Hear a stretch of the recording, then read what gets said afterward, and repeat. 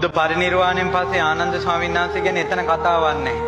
තන්නිකර ශෝකයෙන් ඉඳලා තියෙන්නේ. අනුරුද්ධ මහ රහතන් වහන්සේ තමයි ඔක්කොම බැලුවේ.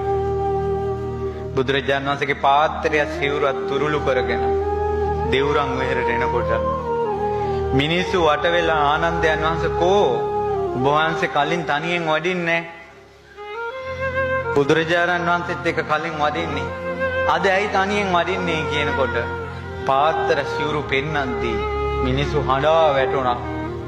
තමන්ගේ හිතේ දුකක් තියාගෙන අඬන මිනිස්සු මැදින් එන එක ආනන්ද ස්වාමීන් වහන්සේ ගොඩාක් දුෂ්කර වුණා. ඉතින් ආනන්ද ස්වාමීන් වහන්සේ මිනිසුන්ගේ හිත බන කතා කියා හදනවා.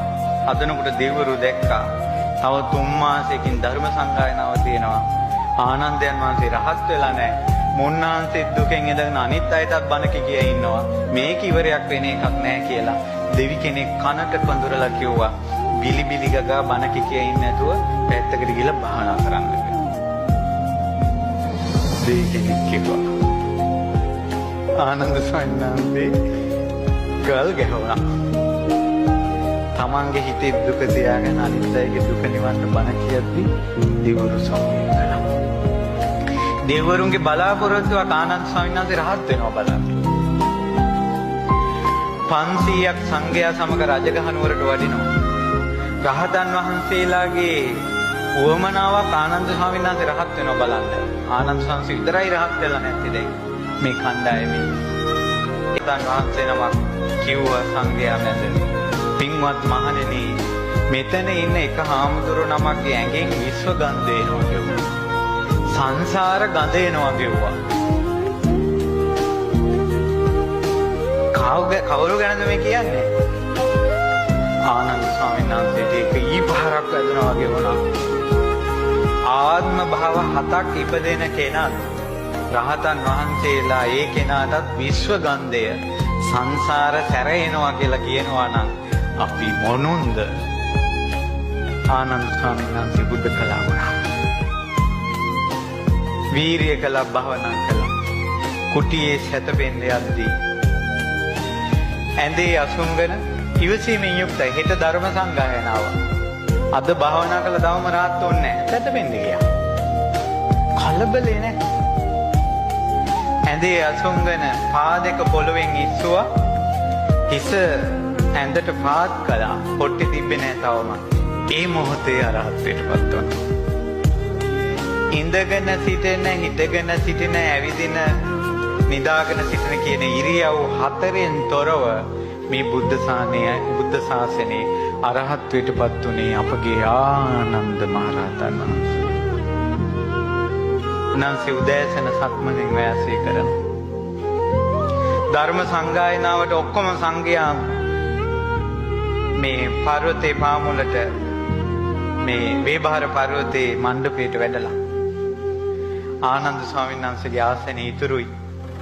ඔක්කොම වැඩලා මහා කස්සප මුනිදුන් අහනවා ඔය ආසනේ කාටද? ස්වාමීනි ආනන්දට. ඔය ආසනේ කාටද?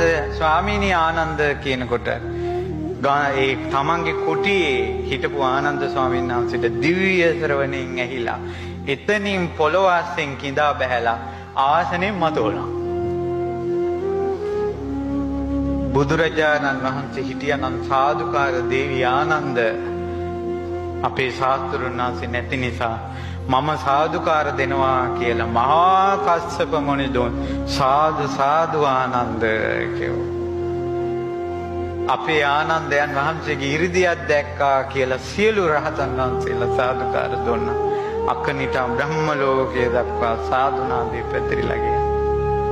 ආකාශයෙන් වැඩම කරලා දොර සිදුරෙන් එතනට ඇතුළු වුණා කියලා කියනවා.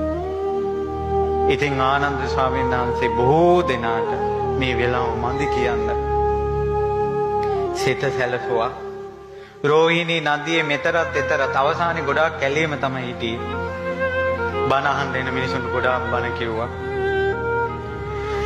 එදා උන්වහන්සේ පිරිනිවන් පාන දවසේ ගංගාවේ රෝහිණී නදියේ ආකාශයේ තමයි පිරිනිවන් පෑවේ. ධර්මයේ දේශනා කළා මුළු ශරීරෙටම ගින්දර ඇවිලුණා. ධාතුන් වහන්සේලා බෙදිලා රෝහිණී නදියෙන් දෙපැත්තට ධාතුන් වහන්සේලා වින් වෙලා ගියා. අදටත් ඒ නදිය දෙපැත්තේ ආනන්ද ස්තූප ගරවටලා තියෙනවා.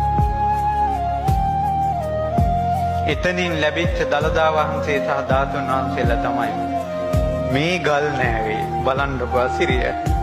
මේ ගල් නෑවේ ශ්‍රී ආනන්ද මහන්සේ නැඳන් වෙන්නේ. කියලා ඉවර නෑ ආනන්ද මුනිතුගේ ගුණ කඳ. වීත රාගී වීත දෝෂී වීත මෝහී සුපටිපන්න උජුපටිපන්න ඥායපටිපන්න සාමේජ්ජපටිපන්න ආහුනේය පාහුනේය දක්ඛිනේය අංජලි කරණේය අපමුනිදුගේ සෙවණැල්ල ධර්ම භාණ්ඩාගාරික අග්‍ර උපස්ථායක වැඩිපුරම බුද්ධ ශාසනයේ අගතනතුරු 5ක් ලැබපු මුනිවරයා බුදුරජාණන් වහන්සේගේ සෙවණැල්ල බඳු ආනන්ද මහ රහතන් වහන්සේට নমස්කාර වේවා. ආනන්ද මුනිදුගේ ආනුභාවයෙන් පින්බලයෙන් දෙවි ආනන්ද මහ රහතන් වහන්සේ කෙරෙහි පහන් සිත් ඇති දෙවිවරුන්ගේ දිව්‍ය උපකාරයෙන් උපස්ථානයේ පින් කරගන්න මිනිසුන්ගේ තමන්ට පින් කරගන්න තියෙන පින්බලයෙන් මේ උතුම් ආනන්ද මහා සෑය ගුවන් ස්පර්ශ කරන සුදෝ සුදුවම් මහසෑයක් ව ඉදි කරගන්නට ලැබේවා. ආනන්ද මහසෑයෙන් බුදු රැස් වී දේවා.